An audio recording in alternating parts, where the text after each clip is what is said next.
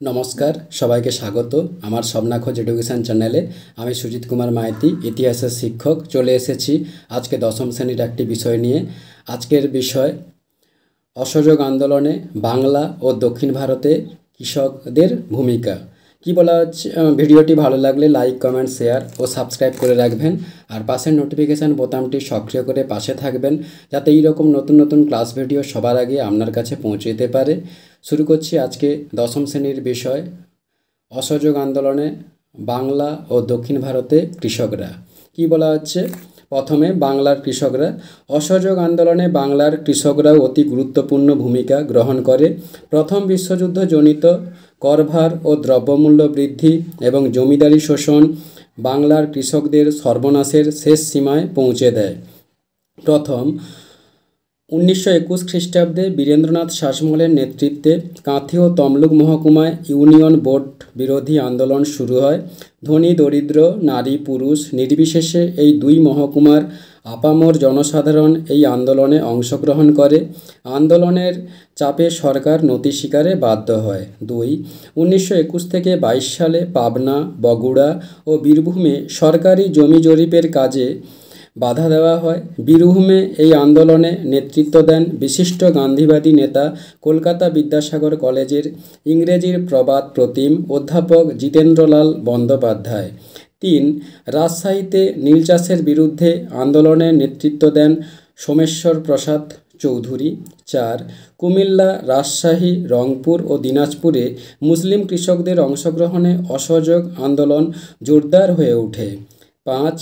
বীরভূম, বাঁকুড়া ও ঝাড়গ্রামের সাঁওতালদের ভিতর তীব্র উন্মাদনা দেখা দেয়। 6. ঝাড়গ্রামের সাঁওতালরা কংগ্রেস নেতা শৈলজানন্দ সেনের নেতৃত্বে খাজনা দেওয়া বন্ধ করে এবং হাট ও জমিদারের জঙ্গল লুট করতে থাকে।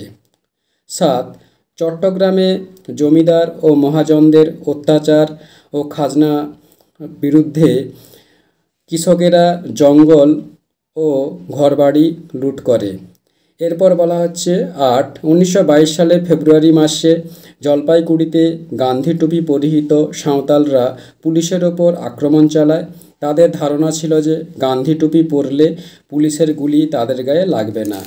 এরপর সেকেন্ড পার্ট, বাংলায় বা অসহযোগ আন্দোলনে দক্ষিণ ভারতে কৃষকরা। প্রথমে অন্ধ্রের গুন্টুর জেলার পালনাথ তালুক ও কুটাপ্পার রায়চটি তালুকের উপজাতি সম্প্রদায়ভুক্ত গরিব চাষিরা তাদের অরণ্যের অধিকার রক্ষার জন্য অরণ্য সত্যাগ্রহ গড়ে তোলে। তারা খাজনা দেওয়া বন্ধ করে এবং তাদের আন্দোলনের ফলে প্রশাসন অচল হয়ে পড়ে।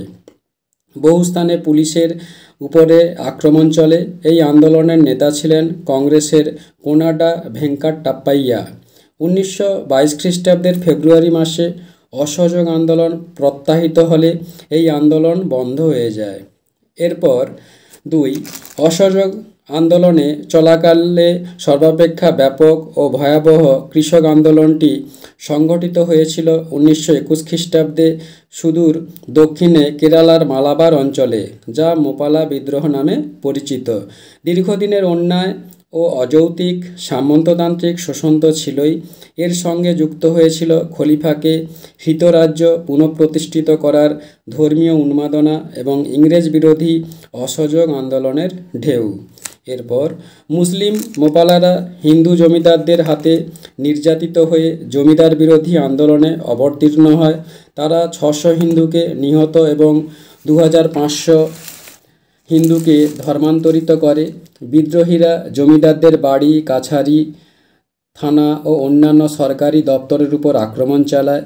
এরপর মালাবারের প্রধান শহরগুলি ব্রিটিশদের হাতে থাকলেও 3 মাস গ্রামাঞ্চলের পূর্ণ আধিপত্য ছিল বিদ্রোহীদের হাতে। সরকার কঠোর হস্তে এই আন্দোলন দমন করে। এরপর রুম্পা বিদ্রোহ। এই সময় অন্ধ্রের গোদাবরী উপত্যকায় বসবাসকারী রুম্পা উপজাতিদের বিদ্রোহ সরকারকে যথেষ্ট বিব্রত করে। নানা ধরনের মহাজনী শোষণে জর্জরিত রুম্পারা দীর্ঘদিন ধরে ক্ষুব্ধ ছিল। এরপর মহাজন শ্রেণী নানা অছিলায় তাদের জমিগুলি কেড়ে নেয় ও তাদের ঋণভারে জর্জরিত করে।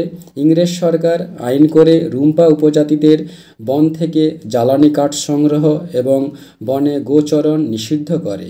এরপর এই সময় আল্লুরি সীতারামা রাজু নামে গান্ধী অনুরাগী এক তরুণের নেতৃত্বে আদিবাসী রুম্পারা ইংরেজদের বিরুদ্ধে বিদ্রোহ ঘোষণা করে।